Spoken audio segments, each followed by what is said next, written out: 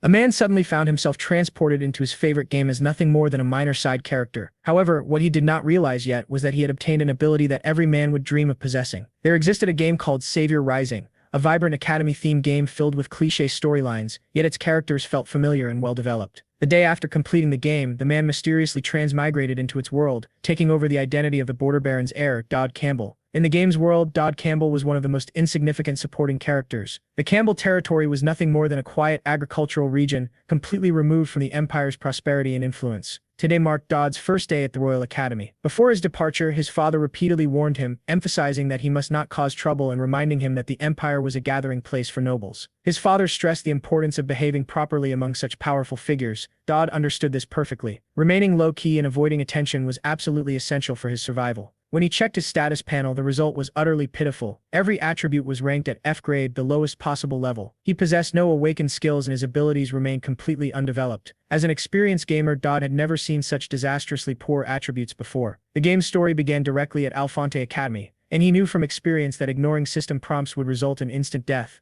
The most dangerous threats were the tyrannical villain characters roaming freely throughout the academy. One wrong action could cost him his life. He had promised his father that he would remain invisible and never entertain unrealistic thoughts about improving the family's reputation. After all, the protagonist would handle the main storyline. His only goal was to quietly enjoy academy life and survive peacefully. That had been his plan. However, he now found himself sharing a train compartment with her. She was known as the bloodthirsty Elnor, the same Elnor who stood atop a mountain of corpses, the final boss of the entire world. Elnor Eleanorize. In the original game's story, she clashed with the protagonist repeatedly. Eventually, she suffered a complete mental breakdown, became possessed by a demon, and could only be defeated once the protagonist reached full strength. Noticing his visible discomfort, Elnor calmly explained that her Duke family had intentionally chosen a common compartment in order to appear approachable to others. This shocked Dodd. The Elnor from the game had always been arrogant and dismissive. Yet the person sitting before him now was gentle and composed. Unable to stop himself, Dodd expressed his surprise, remarking that she was unexpectedly kind. Elnor reacted with curiosity, wondering if they had met before. Startled by her reaction, Dodd quickly clarified that he had only heard rumors describing her as strict. Internally, he reminded himself that as a minor character, he needed to minimize any interaction with someone like her. As he stared out the window, lost in thought, disaster suddenly struck. A massive rock came flying directly toward their compartment. Acting purely on instinct, Dodd lunged forward and shielded Elnor. A deafening crash echoed as the rock slammed into the train. Elnor's protective amulet activated instantly, shielding both of them from harm. Dodd realized that he had fallen directly on top of her. Embarrassed, he scrambled away after she reminded him. This had been Elnor's first physical contact with a man, yet she showed no anger. Instead, she believed that Dodd had acted out of genuine concern to protect her. In truth,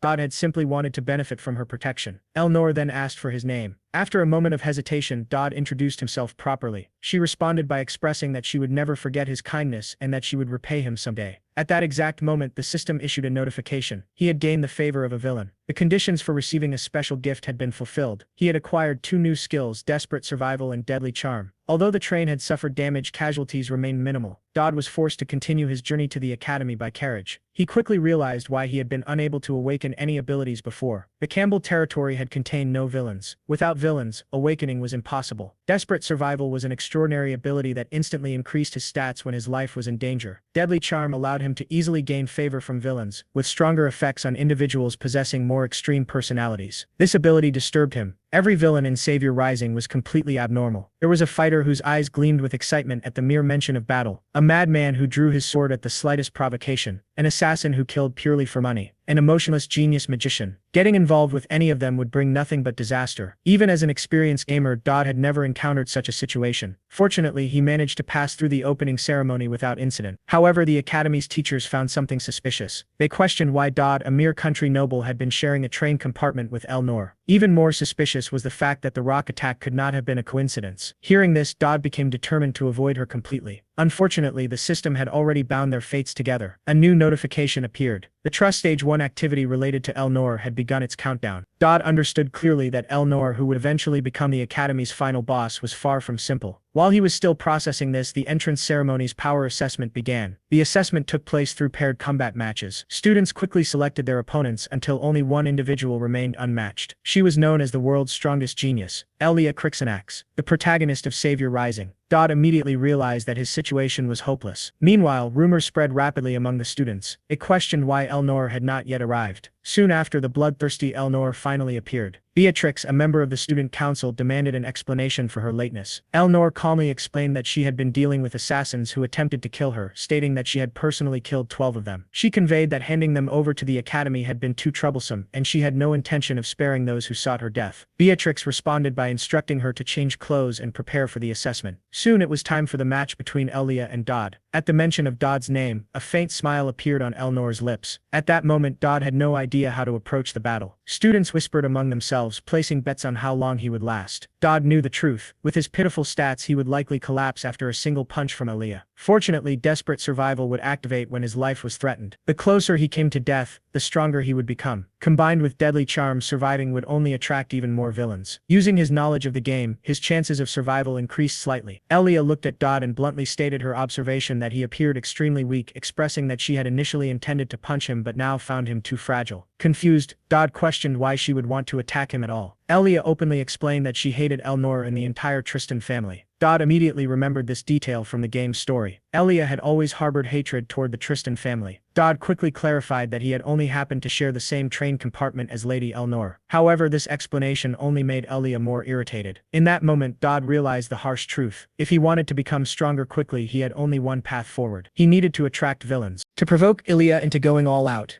he deliberately declared that he liked Elnor. Hearing this, Elia's expression changed drastically. Dodd decided to provoke her even further, stating that the more she hated Elnor, the more he liked her. Hearing those words, Elia became furious and charged at Dodd, breaking his sword with a single strike. Seeing him dodge the first blow, Elia prepared to thrust forward with full force for the second strike. At that moment, the system displayed a prompt, sensing that this danger could be life-threatening. The skill Desperate Survival was upgraded to EX level, acting on pure instinct. Dodd drove his fist forward, his punch connecting squarely with Elia's face. Only afterward did he realize that this was the highest level of the skill. Everyone was stunned. Dodd had sent the genius Elia flying with a single punch. Even he himself could hardly believe it. The students stood dumbfounded. A person with F-level abilities had defeated this world's protagonist on his very first day at the academy. The principal reviewed the duel footage repeatedly. Some believed that Dodd was nothing more than a proficient fraud. However, one professor firmly concluded that the strike was absolutely real. A person with no special abilities or combat techniques had defeated the genius Elia with a single punch, a blow that no one in the academy could withstand, not even the principal himself. Although they did not know what method he had used, no matter how they looked at it, Dodd was a monstrous talent. Some teachers found it difficult to accept this reality. However, since the academy could not afford to lose a talented student, they decided to manage Dodd separately. The next day, Dodd made the newspaper headlines, making him realize that this world was fundamentally the same as his original one. After the practice match, the villain characters had already begun to take notice of him, with the final boss Elnor showing the highest level of interest. As a reward for reaching the trust stage, Dodd obtained the Tristan sword technique. Even stranger, the hero Elia appeared on the system's favor list, leaving him completely puzzled. Elia was not a villain, so he questioned why she would have favor points at all. Just then, a knock sounded at the door. Recognizing who it was, Dodd deliberately chose not to open it. Elia's voice came through, sharp and threatening, warning that if he did not open the door, she would break it down herself. Dodd snapped, demanding to know if she had lost her mind and asking what she wanted from him. The hero candidate Elia calmly explained that she simply wanted to get to know him better. Despite this, Dodd still refused to open the door for Elia. On her way back, Elia accidentally bumped into someone, causing the other person's snack bag to instantly fall to the ground. She immediately apologized and bent down to pick it up, only to discover that the person she had bumped into was Elnor Showing. To her surprise, Elnor Showing did not reproach her at all and instead asked with concern whether she was hurt. Elia found herself gazing at Elnor Showing's face as unpleasant memories flooded her mind like a rising tide. In her heart, every member of the Tristan family was an enemy. Her body trembled slightly on its own, and without realizing it, her hand had already gripped the hilt of her sword. Elnor merely extended her hand calmly, gesturing for the return of the snack bag. Elia found it difficult to understand. Despite clearly seeing her grip the sword, Elnor Showing displayed no sign of caution whatsoever. Elia concluded that Elnor was looking down on her, and she could not comprehend what kind of connection might exist between Dodd and Elnor. While returning the snack bag, Elia calmly informed Elnor that Dodd's room was located to the right. Upon hearing this, Elnor's expression instantly darkened, and she demanded to know why Elia knew the location of Dodd's room and what purpose she had for seeking him. Feeling the oppressive aura pressing down on her, Elia explained that it was merely routine communication between freshmen. Elnor then seriously warned her, stating that relationships between members of the opposite sex were forbidden among freshmen.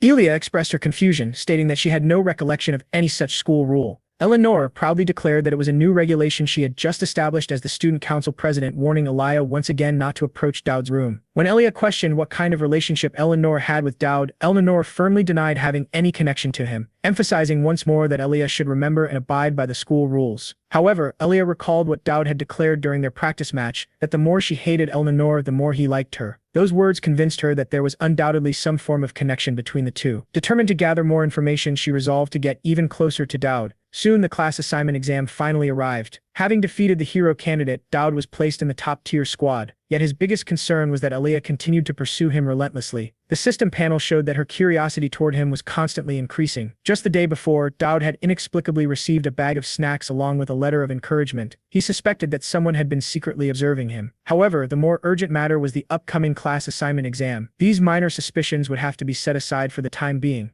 Meanwhile, Eleanor's information panel indicated that her trust level had reached the second stage and related activities were about to be triggered. The person placed in charge of overseeing the class assignment exam was none other than Eleanor herself. From this, Dowd deduced that events connected to her would undoubtedly occur during the exam. This arrangement had been collectively decided by the Academy's teachers. Because Dowd had defeated the hero candidate, the Academy held high expectations for his performance and had specifically appointed Eleanor to supervise the entire examination process. Eleanor led a group of students into the examination venue, only for the entrance to suddenly become sealed. The interior was instantly swallowed by darkness. Elia voiced her inquiry about what was happening, yet no explanation was given. Dowd understood immediately that this was no ordinary exam. It was a trap. A system prompt appeared at once. Eleanor-related activity has begun. Assassins are attempting to eliminate Eleanor. Please ensure her protection. Dowd quickly scanned his surroundings and realized that the composition of the group was highly unusual. Every person present was a member of the game's protagonist party. According to the original storyline, this should have been their first official meeting, and each of them possessed extraordinary abilities. After a brief moment of contemplation, Dowd suggested that everyone relocate to the central hall, explaining that it contained first aid supplies and equipment and would be less vulnerable to ambush than their current position. His words subtly implied that Eleanor must have already sensed the presence of enemies nearby. Shortly afterward, Dowd stated that he needed to investigate another direction on his own. Elia immediately questioned why he intended to act alone. With a serious expression, Dowd responded that there were important reasons he could not disclose at the moment, assuring everyone that he would provide an explanation when the time was right. In truth, the so-called important reason was nothing more than his desire to preserve his own life. Dowd had not expected the others to accept his proposal so easily. Perhaps defeating the hero candidate had earned him their trust. Now his plan was simple: find a safe place to hide and wait until Eleanor's event concluded. After all, the assassin's true target was Eleanor. Just then, an unfamiliar voice called out from behind him. The man introduced himself as an electrician who had come to repair the circuits and asked Dowd to guide him to the control area. At that exact moment, the system issued an urgent prompt warning that imminent danger had been detected. Meanwhile, on the other side, after Dowd separated from the group, the remaining members exchanged confused glances. None of them understood why he had been allowed to act alone. Before they could analyze his intentions further, a group of shadowy figures silently surrounded them. At the same time, Dowd continued leading the so-called electrician through the corridor. The advanced assassination squad sent to eliminate Eleanor had already been completely wiped out, so their leader had chosen to act personally. By chance, he encountered Dowd wandering alone. Judging him with the discerning eye of a professional assassin, he concluded that Dowd was merely a harmless rookie. His plan was simple: eliminate Dowd first, then assume his identity to approach the true target, Eleanor. However, just as he tore off his human skin disguise and prepared to strike, Dowd unexpectedly let out a quiet sigh of relief, remarking that it was indeed Hafmid. The assassin, having his name spoken aloud, was instantly shocked. Dowd calmly stated that if the opponent had been just some random expert, the situation would have been truly dangerous. Seeing Hafmid exactly as he had anticipated, however, was actually reassuring. Most importantly, desperate survival had already activated.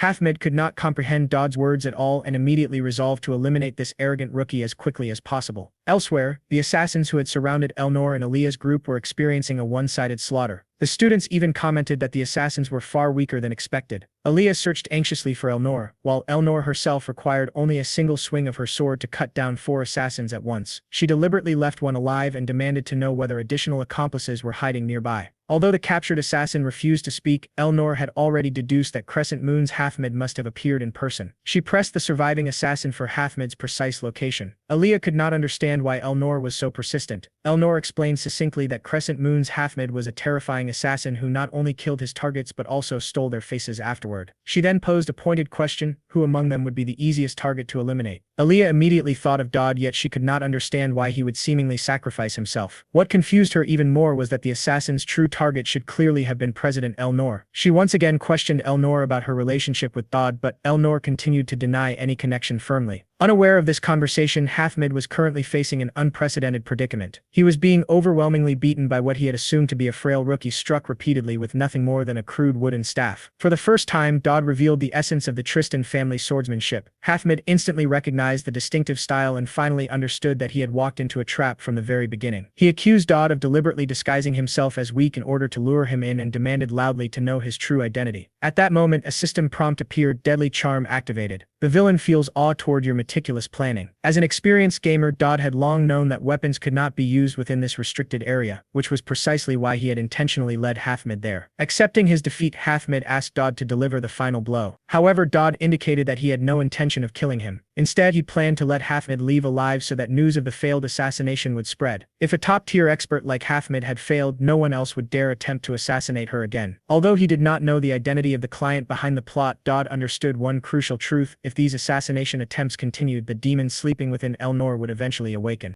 This possibility had to be completely eliminated. Hathmid questioned Dowd's decision, warning that if he were released he might attempt to assassinate Elnor again in the future. Dowd calmly responded that Hathmid could try again if he wished, firmly declaring that when that time came he would personally protect her. His tone remained steady and unwavering. Hathmid, unable to suppress his curiosity, asked whether Elnor was truly that important to him. Dowd acknowledged this without hesitation. At that moment, the system issued another prompt. Deadly charm activated. The villain's favorability greatly increased. Dowd suddenly sensed someone approaching and turned his head toward the source of the sound. It was Elnor, who had followed the disturbance and arrived at the scene. After the class assignment examination concluded, Beatrix furrowed her brows, speculating that there must be an insider involved, as the assassins could not have infiltrated the academy so easily otherwise. It was clear that their only objective had been to kill Elnor. The freshmen were highly praised by the academy for successfully repelling the assassins. However, one exception stood out. Dowd. He appeared to deliberately avoid drawing any attention from the academy. Inside the meeting room, Elnor remained distracted, completely ignoring Beatrix as she spoke. Beatrix, growing increasingly frustrated, finally lost her patience. She slammed an ink bottle down and demanded to know what was troubling Elnor, questioning why she had been so absent-minded all day. Elnor honestly admitted that there was someone who had been occupying her thoughts, explaining that Beatrix herself had mentioned him earlier. Needless to say, the person she referred to was Dowd. Beatrix frowned deeply, asserting that Elnor might have developed feelings for that country noble. She warned that although she did not know how he had managed to influence her, if such news were to spread, the Tristan family might resort to extreme measures.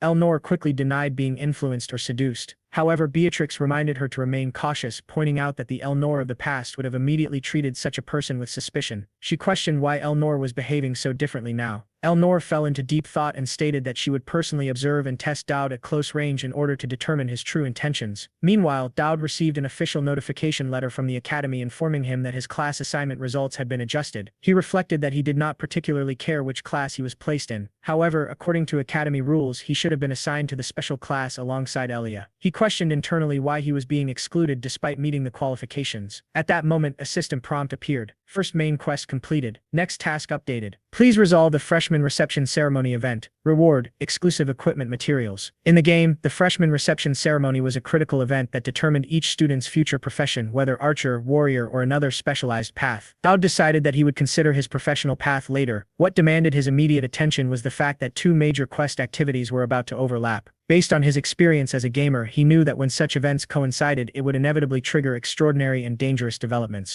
Elnor's favorability had directly increased by several stages, signaling that the trigger for her related activities was drawing near. At the same time, Elia's favorability was also steadily rising, and her quest activities had already been initiated. With both the final boss and the game's protagonist having their quest activities activated simultaneously, it became clear that this was a sign of major events about to unfold. The system then rewarded Dowd with an Elnor skill card, an item capable of copying any one of Elnor's abilities. Dowd was filled with amazement at the realization that he now possessed the ability to copy the strongest boss's skill. However, he quickly concluded that using it immediately would be an enormous waste. Although Elnor was currently the Academy's top predator, she was like Elia, a growth-type boss who would acquire countless overwhelming skills in the future. Using the card now would only limit its true potential. For that reason, he focused on his most urgent objective, which was obtaining the essential item he needed. 3 days later, Dowd headed straight toward a dilapidated warehouse and purchased equipment from the point shop to conceal his identity. This warehouse was a place he knew well. In his previous life as a player, it had been a secret farming location where he frequently gathered rare equipment. After searching the area thoroughly, he managed to obtain several useful items, but the most crucial object he needed was still nowhere to be found.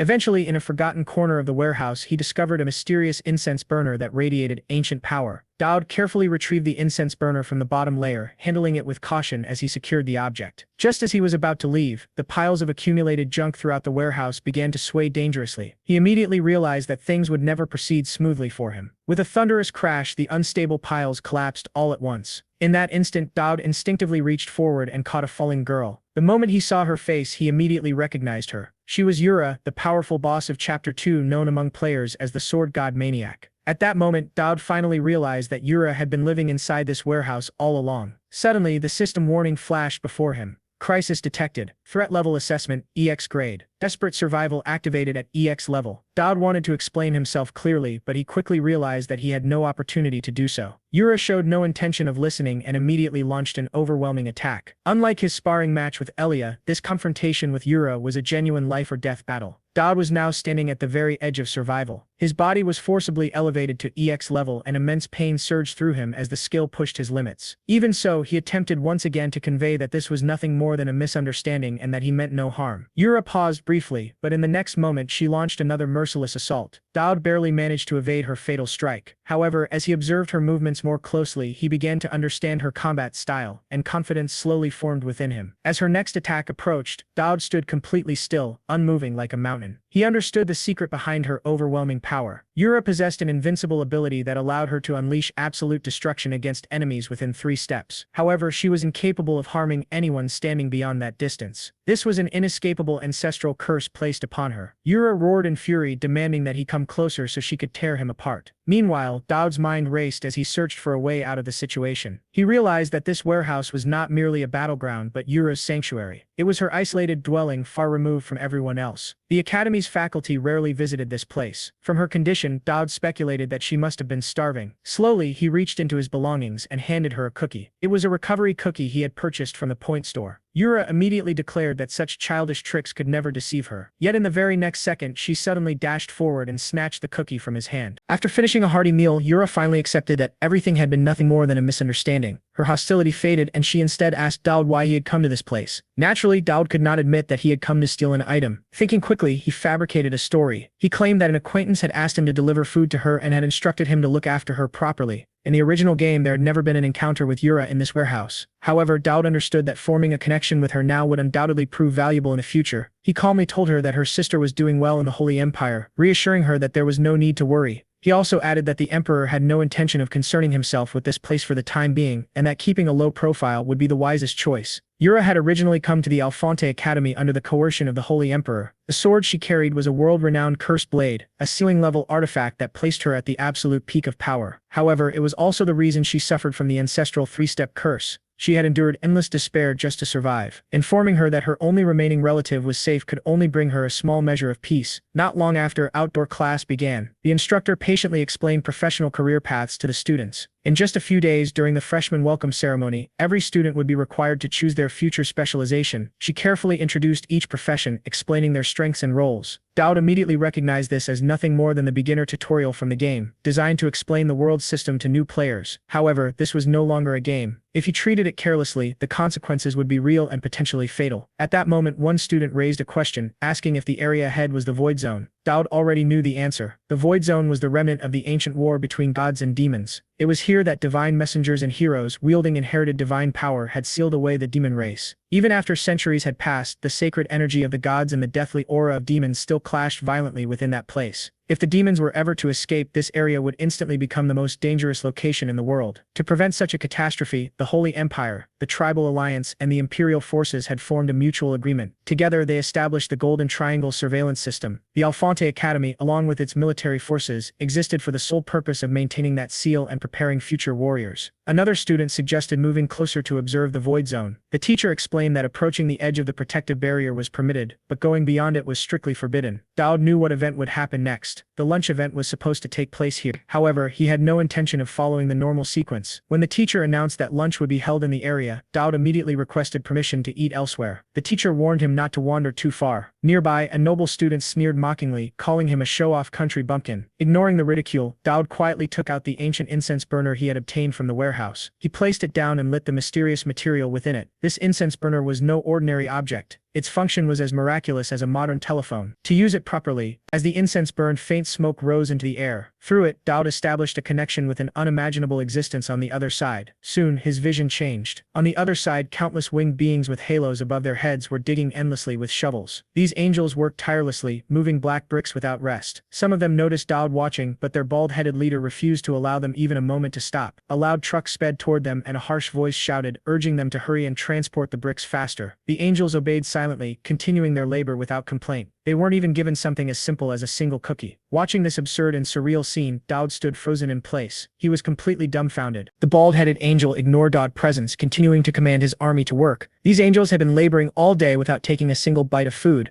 Dowd then understood why angels rarely descended to the mortal realm. It turned out that the angelic realm had a strict hierarchical system governed by their own set of iron rules. According to the game storyline, one could only converse with angels in the chapter 2, but Dowd had already figured out their greatest desire. Dowd set out food and ate, deliberately devouring it ravenously in front of the angels, showing an exaggerated appetite. The angels, though watching, lacked the conditions to descend. Dowd suggested that angels should eat before continuing their labor and use the power of the incense burner to initiate a small offering ritual, sending the food into the angels' hands. The bald-headed angel ordered everyone to rest for 10 minutes. The material laws of the angelic world were vastly different from those of the human realm, and Dowd's portion of food was enough to satisfy many angels. After the meal, the bald-headed angel asked Dowd if he had any requests, preparing to bestow a blessing upon the incense burner for him, promising to fulfill his wish as long as he declared it. Dowd hadn't expected blessings to come without negotiation and wondered how communication with angels could be this simple. The bald-headed angel used the eye of insight to peer into Dowd's essence, realizing he possessed limitless potential and considered it an early investment in him. Dowd also guessed this was a trait favored by antagonists. The bald-headed angel told him that this power was far beyond imagination, and because of this trait he had attracted the attention of terrifying yet friendly predators. Most people would panic upon hearing this, but Dowd remained calm, which further convinced the angel of his judgment. By now, the angel's blessing was complete, and the angels were once again urged to transport the black bricks. Dowd was still pondering the meaning of terrifying yet friendly, when the bald-headed angel gave Dowd his final approval, and then the light screen image shut off. Dowd decided to seriously consider the angel's warning. The system notification displayed, the holy incense burner has gained 2 skills. Divine Ultima, level C+,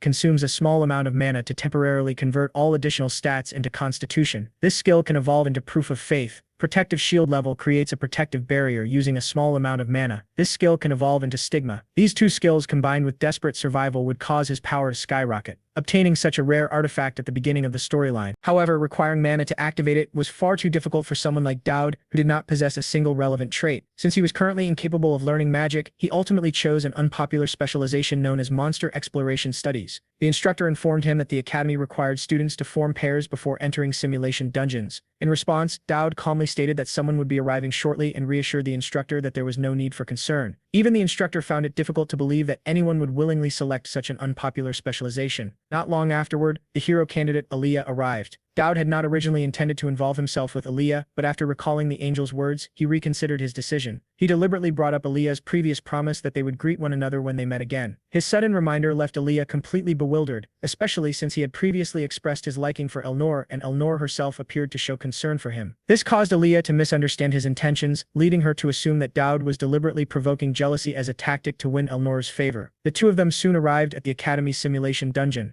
Dowd urged Aaliyah to place her trust in his abilities while reminding her about their first encounter. He bluntly stated that she had attempted to strike him during that meeting, and he firmly expressed that if she truly wished to build a cooperative relationship with him, she would need to follow his instructions without hesitation. Dowd immediately began directing Aaliyah's movements, informing her that 3 monsters were positioned at the 9 o'clock direction while 2 more were lurking on the ceiling. He further explained that the monsters' weak point was located at their necks. Following his guidance, Aaliyah charged forward decisively and began cutting down the monsters, while Dowd remained at the rear, calmly issuing precise instructions. When Aaliyah called out, urging him to assist her, Dowd firmly refused and instead warned her that 2 daggers would soon fly toward her in alternating succession, emphasizing that she possessed sufficient ability to deflect them. He continued by cautioning her that 3 seconds later she would need to evade a hidden arrow while also remaining alert against a sneak attack from behind. Just as he predicted, Aaliyah successfully dodged the concealed projectile while simultaneously blocking the sneak attack. This caused her to realize that Dowd's abilities were far beyond ordinary, leading her to believe that he should immediately join the fight to help finish the battle. However, Dowd was unable to provide direct assistance because the simulated monsters did not possess genuine malice, which meant his desperate survival ability could not be activated. This situation clearly demonstrated that desperate survival was not an all-powerful trait and reinforced the importance of strengthening one's fundamental combat abilities. At that moment, Aaliyah suddenly rushed toward Dowd, causing him to momentarily question whether he had pushed her too far. However, his concern quickly turned into shock when he realized that Aaliyah had instantly slain a monster that had been approaching him from behind, saving him in the process. The sudden strike startled him so greatly that it nearly frightened him out of his senses. Shortly afterward, the simulation dungeon announced that the two of them had achieved a new record for the fastest completion time. Aaliyah expressed her disbelief, questioning how such a record could have been broken when she had been the only one actively fighting. Dowd reflected internally, acknowledging with confidence that as a veteran player, such challenges were nothing more than trivial tasks that could be resolved within minutes. However, instead of revealing this truth, hearing his composed response only increased Aaliyah's frustration, leaving her both angered and dissatisfied. Meanwhile, their entire battle had been observed through a projection by Percy, the Dean of Spellcraft. After witnessing their extraordinary performance, Percy decided that it would be appropriate to increase the budget allocated for simulation battles. Another instructor agreed with this decision, stating that such measures were justified. However, the instructor also pointed out that something about Dowd was highly unusual. Percy initially dismissed Dowd as nothing more than a fraud, but the instructor strongly disagreed, explaining that even a hero candidate could not have achieved such results alone. Although the hero candidate appeared invincible in the eyes of ordinary people, the instructor emphasized that the truly exceptional individual was the one standing behind her. Every movement arrangement, every synchronized command, and every follow-up action and prediction had been executed with near-perfect precision. The instructor further explained that Dowd had calculated everything entirely within his mind, demonstrating battlefield awareness comparable to someone who had experienced countless real battles. Convinced of his assessment, the instructor ultimately proposed a bet with Percy, challenging his skepticism regarding Dowd's true capabilities. The two currently in the dungeon heard a voice, introducing himself as Conrad Valtador from the Night Department. He said he had heard about their battle and found it intriguing and had made a bet with Percy, the Dean of Spellcraft,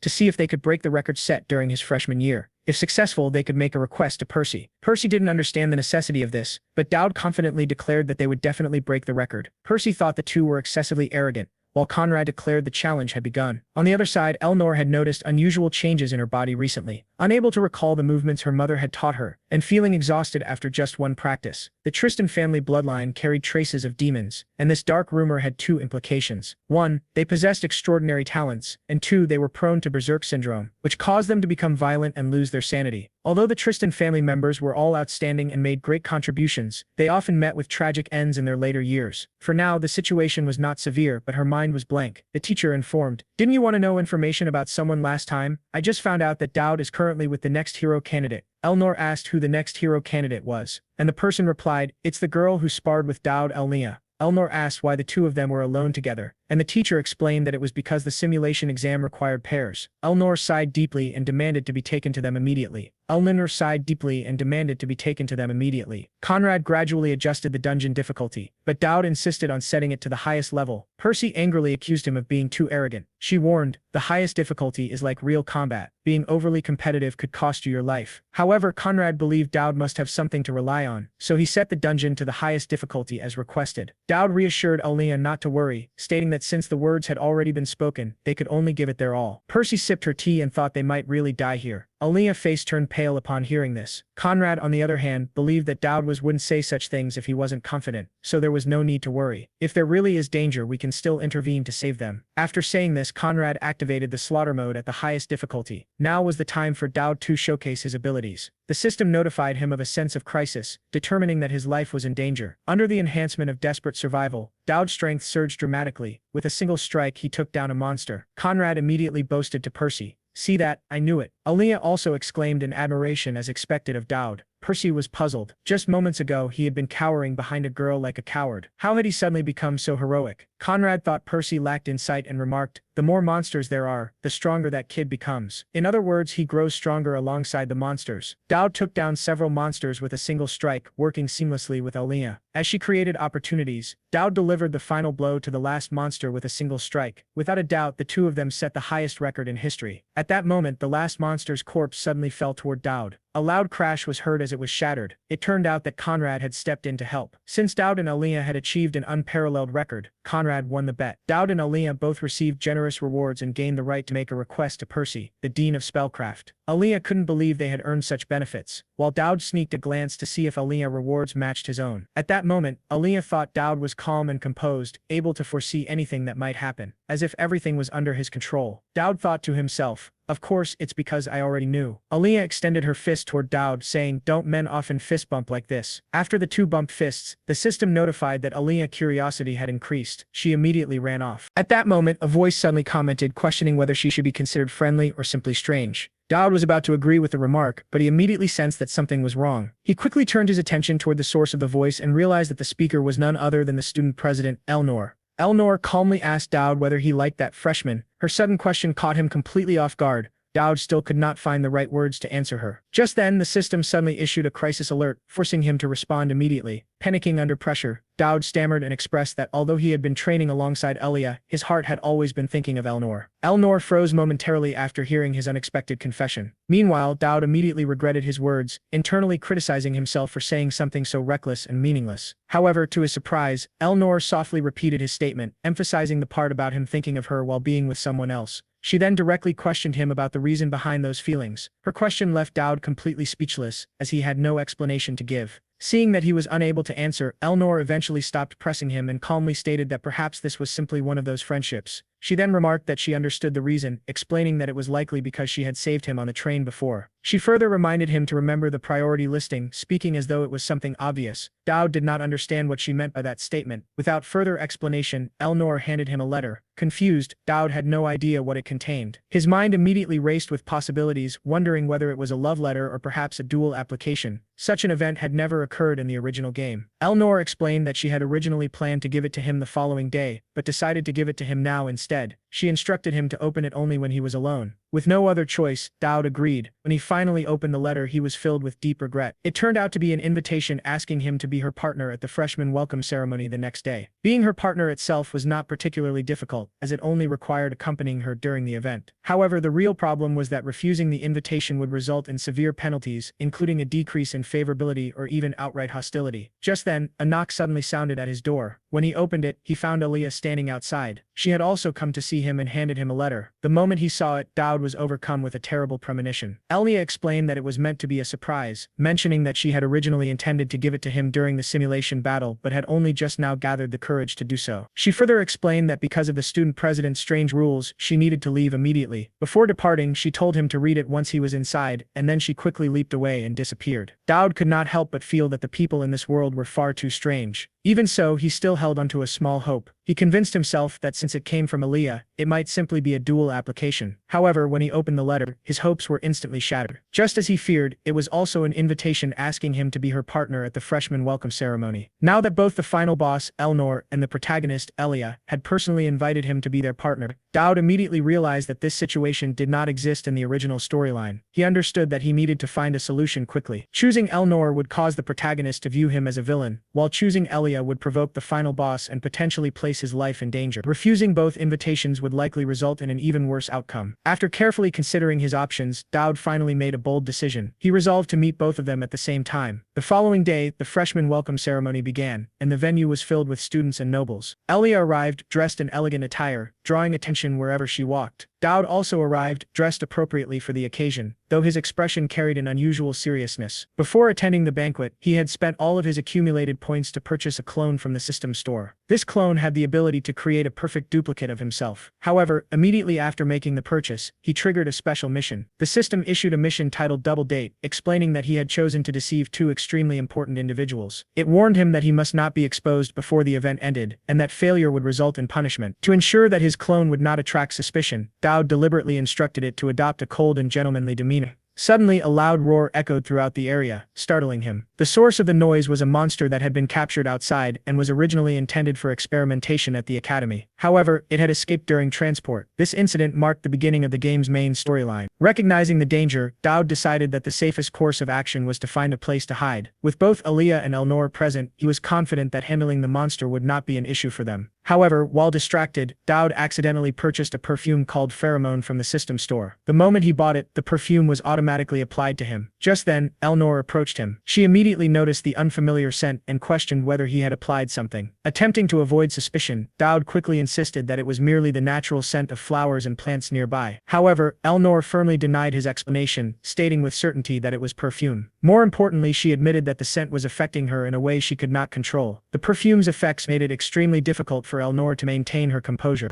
At that moment, the system issued another notification, informing him that the pheromone was effective on the target, Elnor, but that she was actively resisting its influence and refusing to develop affection toward him. Despite her resistance, Elnor could not stop herself from commenting, expressing her sudden realization of how manly he appeared. Hearing this, Dowd was filled with fear. He realized that the perfume's effects were far stronger than he had anticipated. In order to divert her attention and reduce suspicion, he quickly suggested that they browse the nearby stalls together. This suggestion was not only meant to distract her but was also part of his larger strategy to avoid accidentally encountering his clone. Elnor continued struggling to suppress the growing affection she felt toward Dowd. Despite her efforts to maintain her composure, the pheromone's influence made it increasingly difficult for her to remain unaffected. Meanwhile, Dowd focused on following his plan precisely. His strategy was simple: his clone would accompany Aaliyah, while his real body remained beside Elnor, ensuring that neither of them discovered the deception. In order to reduce Elnor's affection toward him, Dowd deliberately suggested that they try grilled pig intestines. He believed that someone like Elnor, who was extremely conscious of her image and figure, would naturally dislike such crude and greasy food. However, to his complete surprise, the suggestion had the opposite effect. Elnor tasted the dish and immediately expressed her enjoyment, showing clear satisfaction with the flavor. Seeing this unexpected reaction, Dowd realized with frustration that distancing himself from this woman was proving far more difficult than he had anticipated. Afterward, the two of them walked toward a nearby general store. Elnor expressed her intention to give Dowd a gift. Hearing this, Dowd immediately decided to counter her action in an attempt to lower her affection for him. Instead, he expressed his intention to give her a gift first. He casually picked up an ordinary and inconspicuous button, believing it to be meaningless and unimpressive.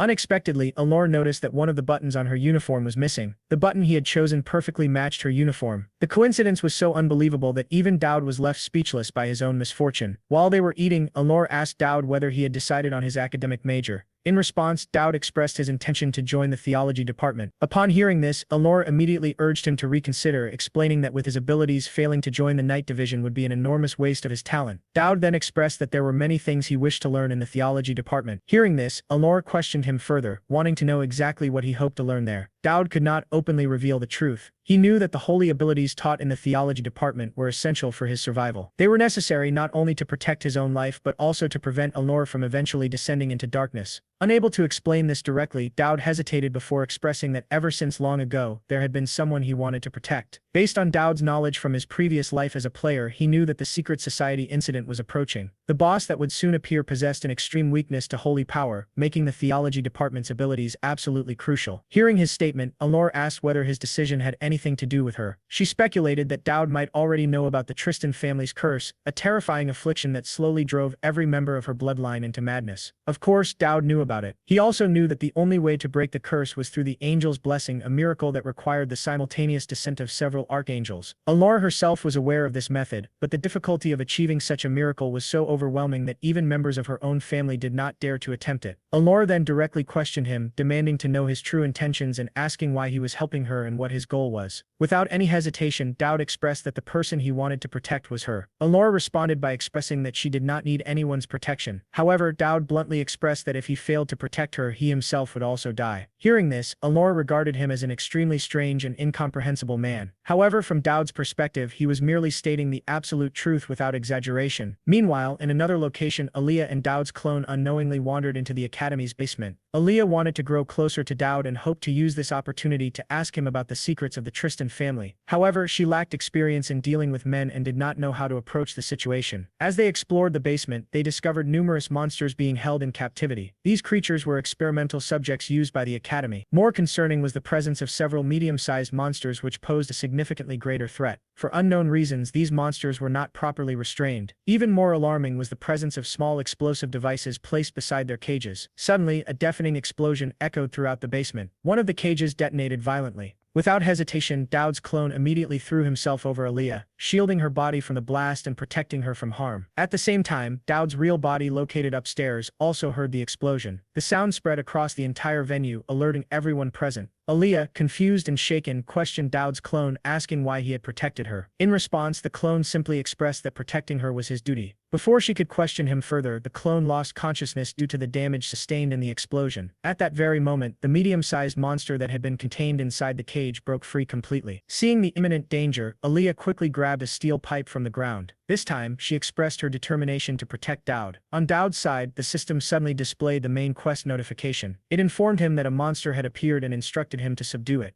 Realizing the severity of the situation, Dowd immediately expressed to Elnor that she needed to find a priest capable of using holy abilities. He further expressed that he had urgent matters to attend to and quickly departed. Elnor attempted to stop him, but Dowd firmly expressed that protecting the students must be their top priority. After arriving at the basement, Dowd first recovered his unconscious clone. He then questioned Aaliyah about the situation. Seeing that Dowd had regained consciousness, Aaliyah visibly relaxed and expressed relief. At that moment, the system issued a notification informing him that Aaliyah's favorability had increased, causing a change in the main storyline. From Elia, Dowd learned that a medium-sized monster had escaped containment. Aaliyah expressed that it was still possible to stop the creature. However, she also expressed that she was exhausted and needed time to recover. Dowd understood her condition, but he could not afford to delay. The main quest took absolute priority, and failure would result in severe penalties. Meanwhile, at the venue above, the escaped monster was relentlessly attacking the protective barrier surrounding the area. Without reinforcement through Angel's blessing, the barrier would inevitably collapse. Unfortunately, the priest whom Elnora had found expressed that he was incapable of using Angel's blessing. Hearing this, Elnora angrily expressed her disbelief, questioning how someone incapable of performing such a fundamental miracle could even be considered a priest. The priest responded by expressing that Angel's blessing was an extremely advanced barrier far beyond the capability of ordinary priests to cast. He explained that such a miracle required exceptional mastery and long preparation, and therefore they had no choice but to wait for the knights to arrive and resolve the situation. At that moment, Dowd rushed in from the basement. Without hesitation, he reached forward and snatched the rosary from the priest's neck, expressing his intention to handle the situation himself. The priest immediately rebuked him, expressing disbelief and questioning what a mere student like him could possibly know about casting blessings.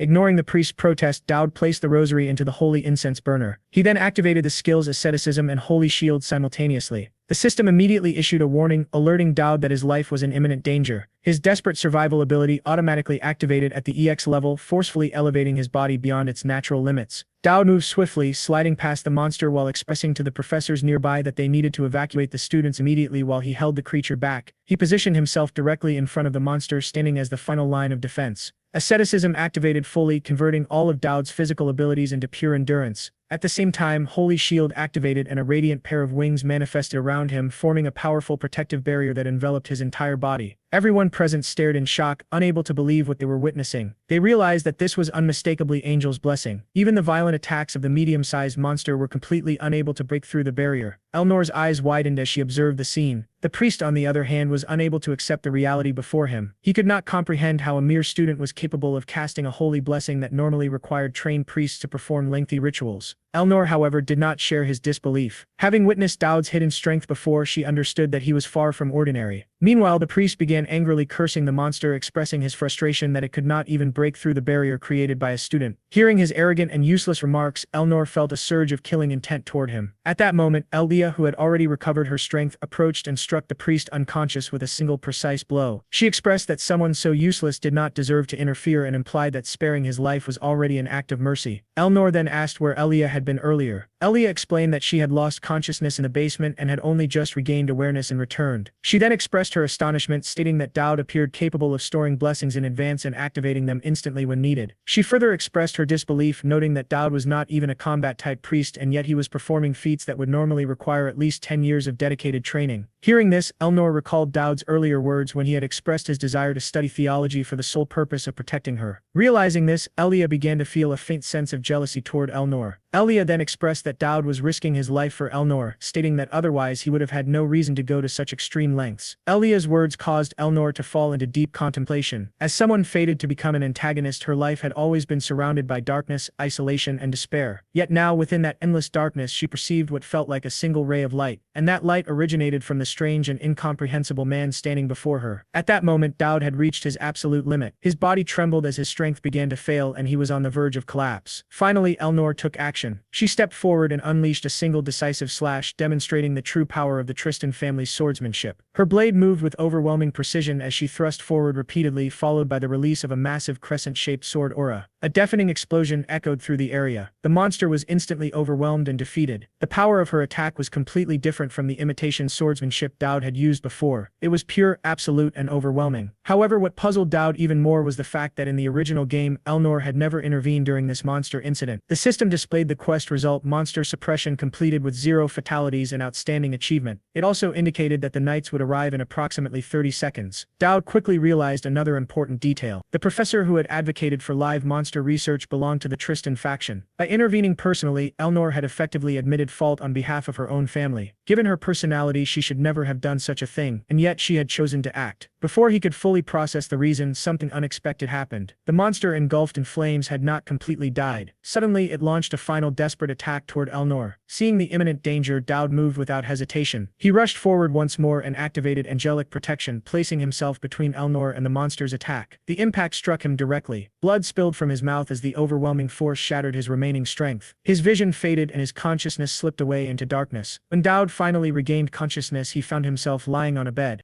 Dowd blinked at the flood of new information, trying to process everything at once. Sitting in front of him was none other than Adelante, the Chancellor of Alfonte Academy, a figure whose presence alone carried the weight of authority. She began matter-of-factly informing him that the escaped monster had been defeated. Dowd immediately wondered why such an important figure would personally meet with him. Adelante continued, saying there was bad news and even worse news. The bad news: Dowd had become the most talked-about student at the academy. No one had ever seen someone so unlucky, constantly dragged into every incident. Dowd thought bitterly, "It's not like I'm doing it on purpose." The worst news concerned demons. Adelante asked how much he actually knew. Surprisingly, Dowd's expression remained neutral, showing no hint of nervousness. The Chancellor was taken aback. Most people would be intimidated by her presence. Dowd calmly replied that he had no intention of sharing what he knew, suspecting the Chancellor might have ulterior motives. After all, he was the only student who hadn't been assigned a class or attended lectures, marking him as unusual. Adelante nodded knowingly and explained everything in detail. Ever since Dowd had entered the academy, he had been swept into a series of incidents that kept the faculty busy controlling witnesses. She elaborated that tensions between nations were rising, and whenever talent was discovered, the powers would go to any lengths to recruit it, even if it meant chaos. Dowd silently connected the dots. He realized that the ongoing coup within the Tribal Alliance and the reorganization of the Holy Empire were both part of an imperial succession struggle. The Chancellor explained further the three powers had formed a delicate golden triangle. On the surface, they appeared friendly, but in reality, they were in constant competition for the best talent. The Empire of Alfonte, the Tribal Alliance, and the Holy Empire were quietly vying for influence, and every corner of the continent reflected this tension. Dowd noticed another pattern. His involvement in so many incidents without anyone intervening suggested that someone was intentionally keeping him in the dark. Adelante seemed to admire his sharp perception. Dowd cautiously asked what would happen if he were to attract too much attention. Adelante's answer was chilling. That would naturally lead to the world's destruction. The weight of her words left him speechless. She then presented a piece of paper and asked if he recognized the symbol on it. Dowd instantly recognized it as the seal of demon purification. Adelante explained that the so-called purification organization was actually a cult devoted to resurrecting demons. The repeated assassination attempts on Elnor and the monster escape incidents were all orchestrated by them. Dowd's mind raced. Why was she telling him all this? Adelante handed him another item, a card, which Dowd immediately identified as an interdimensional key capable of opening a portal to his world. Such an item could drastically disrupt the balance of the game. Adelante, reading his expression, deduced that he understood its significance. She encouraged him to use it wisely, hinting that more gifts could follow if he pleased the powers behind it, and instructed him to keep the day's events a secret. Before leaving, she asked how he was getting along with Elia and Elnor. Dowd awkwardly replied that things were fine. Adelante smiled and said, "Good, please keep it that way." When Dowd hesitated, she added, "If not, the world could end." Dowd could only stare in disbelief. Was the world really this fragile? Adelante, however, remained serious. Her words weren't an exaggeration. She herself intended to incorporate these three students into her ultimate plan. The fact that Dowd had obtained a non-player item indicated that the main quest had indeed encountered a deviation. At that moment, Dean Conrad arrived. Dowd quickly hid the interdimensional key and asked what was happening. Conrad explained that since Dowd hadn't been assigned to a class, a temporary class had been arranged for him. Tomorrow, he would attend lessons with Elnor as class president and Elia as vice president. Dowd felt a sense of impending doom settle over him. The next day, during class, chaos ensued. Elnor frequently criticized the professor, claiming his theories were too long-winded and useless for practical combat. The professor, intimidated by the Tristan family's influence, didn't dare argue. Meanwhile, Ilya insisted the explanations were correct, creating constant friction. Poor Dowd was caught in the middle, silently trembling at the argument. Elia struck a triumphant pose. Dodd is clearly on my side. Elnor shot back, this is only a single loss. A blonde student in the room watched Dodd closely. Other students, noticing the recurring tension, began casting increasingly curious and unusual glances toward him. Dodd decided to set aside the classroom drama and check his system updates. The results were promising. Elnor's favorability had risen from trust level 5 to affection level 1. Tristan's swordsmanship proficiency had reached 58%. He had acquired a basic skill, breathing technique. Deep, which improved endurance and stamina and synergized exceptionally well with Tristan's swordsmanship. Dodd leaned back, realizing that despite the chaos, progress was being made, and the real challenges were only beginning. These two techniques could almost be activated simultaneously,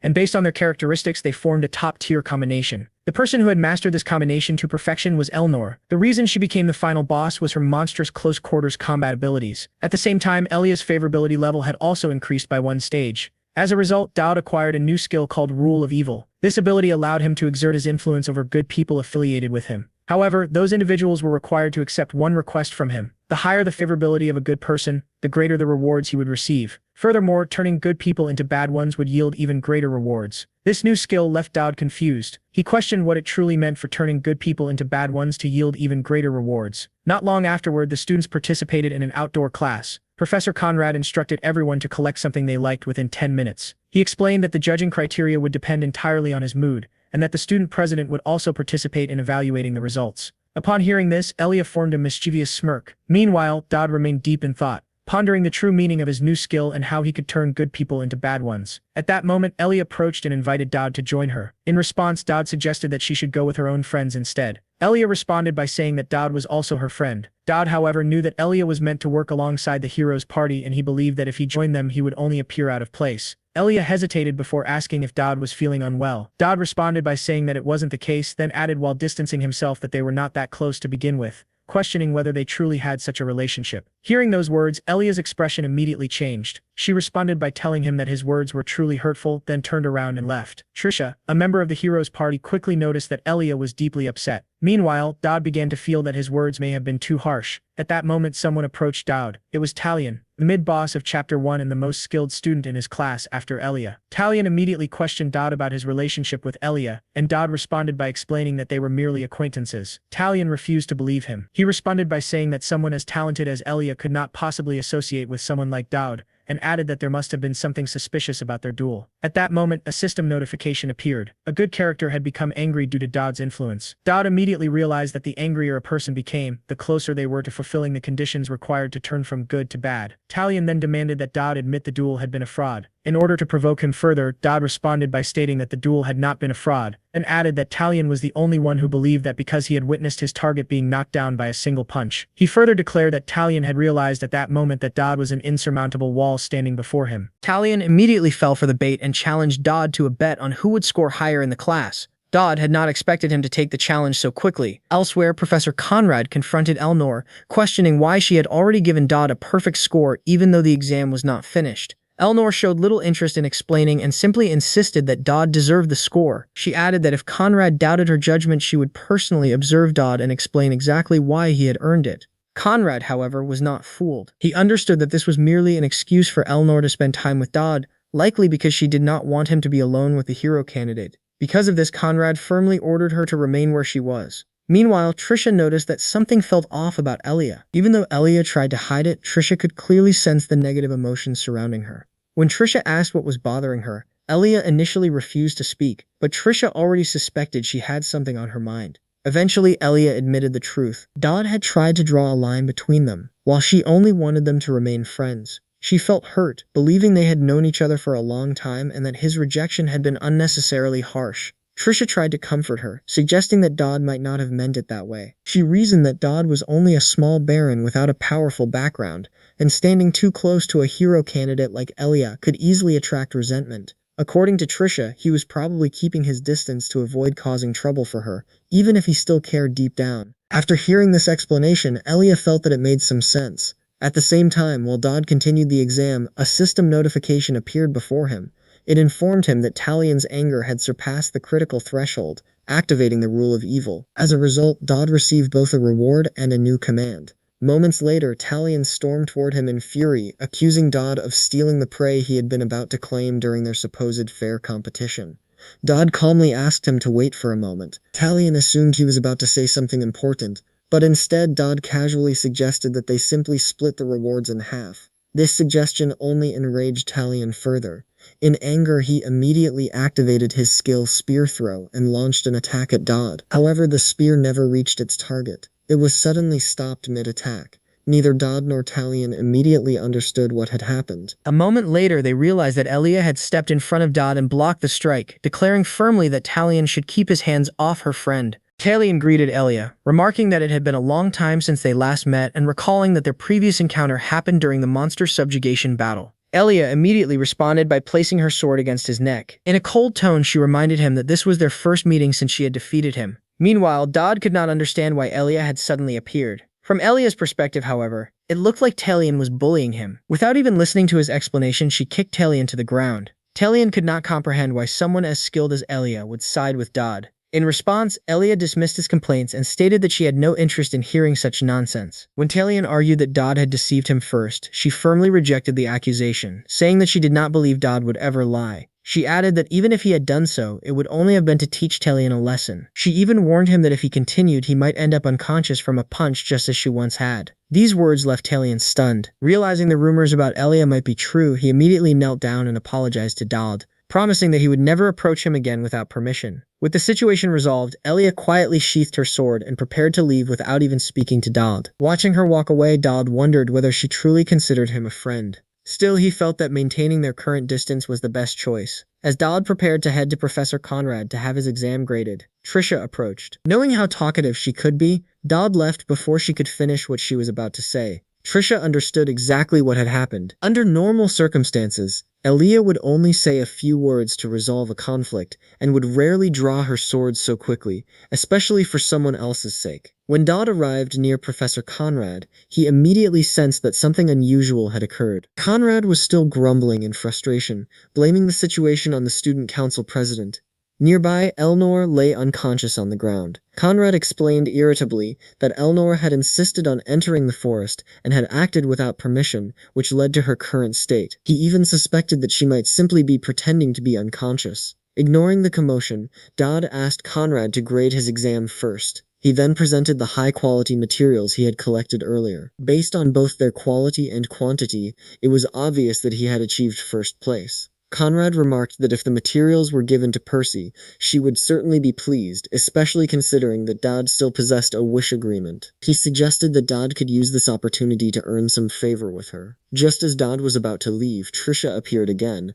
Conrad asked her to treat Elnor, while Trisha took the opportunity to advise Dodd to be a little kinder to Elia, noting that she seemed somewhat unusual lately. Dodd already understood that the situation could easily become more complicated. He thanked Trisha for the warning and calmly assured her that she did not need to worry because he would handle it himself. While treating Elnor, Trisha reflected on the situation. She quietly thought that Dodd might never truly escape Elia's grasp. Elia herself might not even realize it yet, but there was a strong possibility that she would eventually cross that line. Meanwhile, Dodd arrived at the spellcraft department and requested to use his wish agreement to create something. Such a request forced the department staff to work overtime. Dodd knew that the Purifier boss battle was approaching, and he needed to prepare himself as thoroughly as possible. The Chancellor had already issued instructions that Dodd's request should be fulfilled whenever possible, as long as they did not involve anything excessively unusual. Previously, Dodd had obtained an evil seed from Elias's skill rewards, an item that allowed him to use the rule of evil once on either Elia or Talion. However, Dodd knew that this alone would not be enough to face the upcoming boss. Defeating the Purifier would require multiple offensive strategies. Because of this, Dodd made an astonishing request. He asked the department to construct a supercannon powerful enough to destroy the entire academy. Hearing this request left Percy completely stunned. In disbelief, she angrily called Dodd a scoundrel and demanded to know the real reason he wanted to build such a destructive weapon. Dodd took out the reward contract and calmly retorted that the contract clearly stated they were required to fulfill any ordinary request, questioning whether building a cannon should not be considered an easy task. Percy immediately emphasized that constructing a cannon was far from simple, her tone firm as she explained it was no trivial matter. Dodd then made a solemn promise that he would never use it to harm anyone, but added that there was one specific target that needed to be destroyed. Taking into account Dodd's outstanding performance during the monster incident, Percy finally agreed to his request. Though as she did, she quietly muttered that the Chancellor was a strange person for saying things like falling in love could save the world. The moment those words left her mouth, Percy instantly regretted it, realizing that talking to herself like that was strange, though perhaps understandable after being single for 50 years. Dowd told her to calm down, before asking when the items she had promised to retrieve from the Vision warehouse for him and Ilya would be delivered. And in the end, Percy agreed to build the cannon but stated that Dowd would need to gather the materials himself. Fortunately, with the interdimensional key given to him by the Chancellor, collecting those materials would not be a problem. At that moment, Dowd encountered a man carrying a cane, who greeted him politely, the man introducing himself as Galdier, the operator of the charity organization known as the Purifying House. However, Dowd knew very well that it was not a true charity at all, but merely a front for laundering money, and that Galdier was in fact the leader of the Purifiers. Galdier claimed he had heard about how Dowd single-handedly stopped the escaped monster and handed him a business card, praising him as an exceptionally outstanding student and expressing his desire to invite him to dinner to discuss important matters. Dowd replied that they could simply talk here, noting internally that in the original story Galdier was supposed to approach Elia, yet now he had come to him instead, making him question whether the system had shifted the role of protagonist onto himself. The more he thought about it, the more something felt off, and though reluctant, he eventually said he would consider the invitation, only for Galdier to immediately set a meeting 3 days later at the Eyes of Twilight. Dowd recognized the place as an upscale restaurant located outside the school, and the golden business card he received was far too eye-catching to ignore, making him realize that just like before he could not avoid the main quest, there were things he could control and things he could not, things he understood and things that remained unknown, all of it filled with uncertainty and danger, yet by combining these elements defeating the evolutionist might not be impossible. Although the exact reason remained unclear, it increasingly seemed that the role of protagonist had shifted from Elia to Dowd himself. With the intention of stepping back once he survived this crisis, Dowd approached Elnor's door and knocked, and just as she was about to open it, he told her there was no need to come out, explaining that he only wanted to briefly share his intention. Clearing his throat, he asked if she would be free 3 days later. But before she could respond, someone suddenly interrupted her and complained about her overdue books, pointing out that she kept borrowing many without reading them. Elnor quickly silenced the person in embarrassment as Dowd continued and invited her to go with him to the Eyes of Twilight. The nearby girls immediately recognized it as a well-known dating spot, causing the atmosphere to shift as Elnor asked why he wanted to go with her. Dowd calmly replied that there was something he wanted to tell her there, and upon hearing this, Elnor's face flushed red as she shyly asked if he would be the one paying. When Elia was a child, she was the kind of little girl who would cry whenever her brother pushed her over. Every time he returned from work, he would bring her cookies, gently comforting her as he spoke about his future, telling her that thanks to the Baron he might finally become a trainee knight. Not long after he left for the battlefield, and as she drifted into sleep, it felt as if it were only a dream. In that dream, her brother smiled warmly and promised that once he became a knight, he would protect her no matter what. At that moment, she suddenly woke up as someone knocked on her door, pulling her out of the lingering warmth of that memory. Outside, Dowd stood waiting as he apologized to Elia, explaining that as someone from the countryside, he had not yet adjusted to the atmosphere of the academy, admitting that he was wrong for saying they were not friends before, as he offered her cookies he had brought from the kitchen, saying they were actually quite good. Elia quickly snatched the cookies and replied that there was no need to apologize between friends. Hearing the word friend caused Dowd's eyes to light up as he immediately invited Elia to go somewhere with him, insisting that it was urgent. Elia could not help but feel suspicious, wondering if Dowd had completely lost his mind. Meanwhile, Eleanor seemed distracted as a girl beside her reported that someone from the tribal alliance would be transferring to their school, explaining that although she was the daughter of a tribal leader, she was essentially in exile, her name being Lilu Garuda, a name even Eleanor recognized. At the same time, news spread that the true saint of the Holy Empire would also be arriving next semester, suggesting that the Chancellor had likely arranged everything behind the scenes. With both the saint and the daughter of a tribal leader appearing at the academy simultaneously, it was clear that something unusual was being planned. Eleanor quietly reflected on this strange gathering of individuals, including Dowd, and felt that something about the situation did not seem right. At that moment, Dowd and Elia were lying side by side as Elia asked in confusion if they really had to do this. Only then was it revealed that they were lying on top of a catapult, a tool borrowed from the Vision warehouse. Without hesitation, Dowd pressed the launch button, catching Elia completely off guard as she had never expected to be dragged out in the middle of the night for something like this. In an instant, they were launched high into the sky, soaring through the darkness as Elia screamed loudly while Dowd reminded her to stay conscious and not faint. As they flew through the air, they located the position of the interdimensional portal and prepared to enter. Before jumping in, Dowd tried to comfort her, telling her not to worry, and for a brief moment his words reminded Elia of her brother. With no time left to hesitate, the two of them leaped forward together and disappeared into the interdimensional portal.